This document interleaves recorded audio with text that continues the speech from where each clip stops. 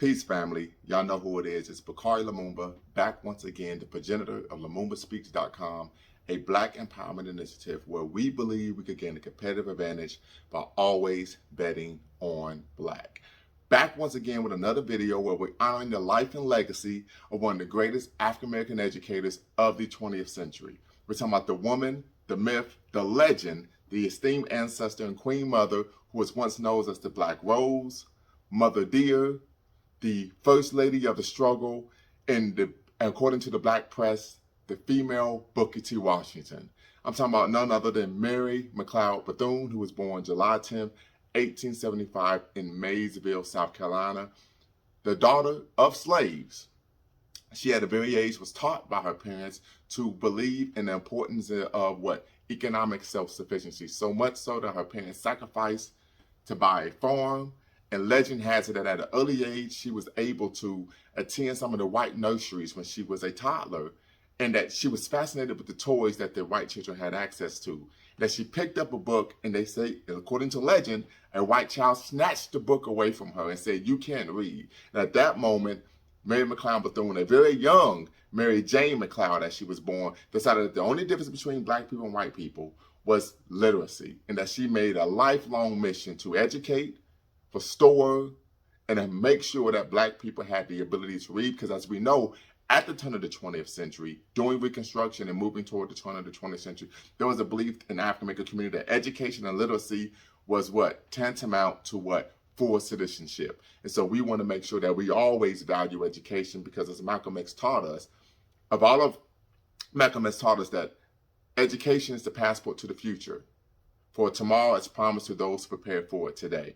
So let's get into honoring the life and legacy of Mary Jane McLeod, who is also known as Mary Mcleod Bethune. As we all know, she was the creator of the Literary and Industrial Training School for Negro Girls, created in 1904 in Daytona Beach, Florida. What many people don't know is that she started this school with only $1.50. I'm going to say that one more time. She started the Literary and Industrial Training School for Negro Girls in Daytona Beach, Florida in 1904 with $1.50. People laughed at her.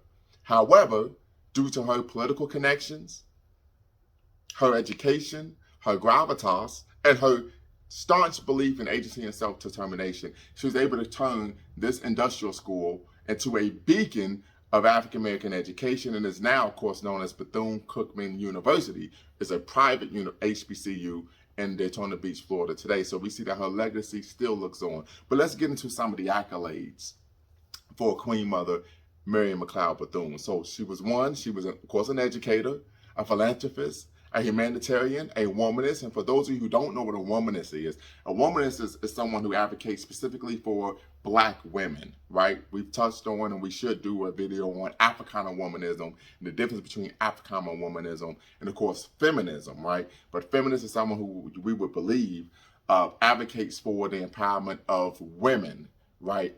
No matter their race, color, creed, national origin, so on and so forth. But a womanist is someone who advocates specifically for Black women. And that's, of course, what Mary Mcleod Bethune was. She was a womanist. She also was a civil rights activist. She was a prolific writer. And she also was a leader or president or leader of many African-American women organizations, such as the National Association for Colored Women. She was the leader of the National Youth Administration's Negro Division. Of course, she was a member of FDR's Black Cabinet, and she was great friends with, of course, Eleanor Roosevelt, who was, of course, the First Lady at the time.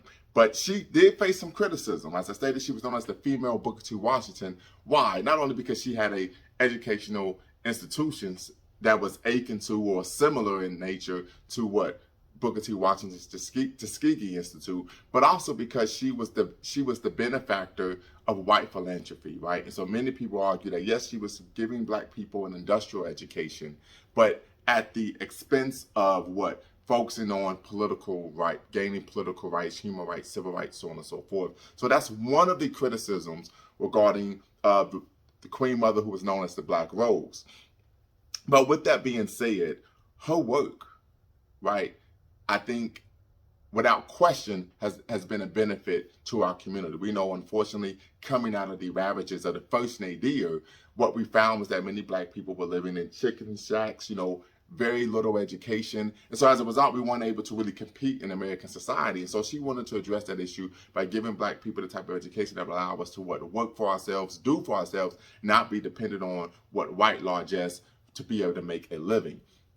So this is one of the key, this educational component or view is one of the key ideological disagreements between W.B. Du Bois and, of course, Booker T. Washington. As Booker T. Washington focused on industrial education, and Du Bois focused on what we need to have a liberal arts education, focus on the classics, so on and so forth.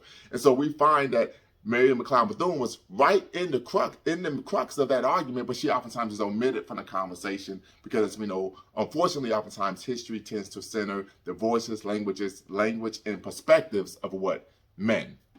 So, very quick video, just wanted to honor the life and legacy here on July 10th of Queen Mother, our esteemed ancestor, Mother Dear, the Black Rose, First Lady of the Struggle, the female Booker T. Washington, none other than Mary Mcleod Bethune, who was one of the greatest African-American educators of the 20th century. Hence, I didn't just say African-American female educators or African-American women educators, but one of the greatest African-American educators of the 20th century. She also was an institution builder. When we talk about Black nationalism, we all know that one of our greatest master teachers, Dr. Amos Wilson, always talks about the difference between true nationalism and pseudo-nationalism. When he talks about how we can't really say that we're true nationalists, that we're truly interested in the best interests of our community and our people if we praise the pyramids and institutions of yesteryear, but we don't build institutions for tomorrow, right?